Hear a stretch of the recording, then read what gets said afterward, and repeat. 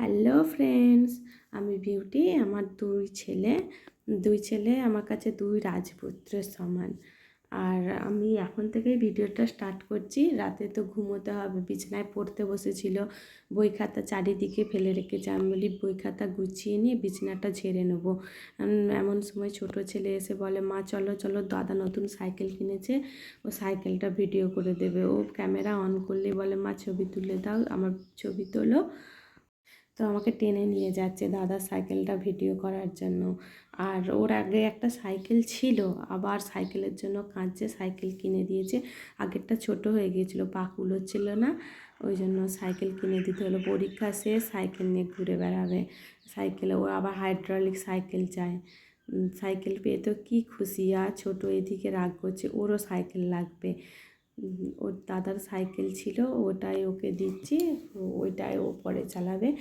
ছোট সাইকেল আছে সে মাটির দেশের বাড়িতে, সেখানে একটু নষ্ট হয়ে গেছে। সে ও বড়োর ছিল, এতদিন সে খারাপও হয়ে গেছে।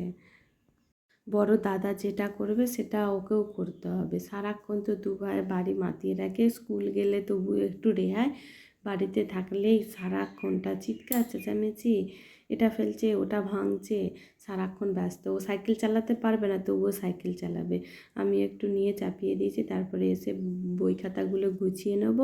ও এসেছে, ক্যামেরার সামনে বসবে। আর স্কুল গেলে একটু শান্ত থাকে ঘর।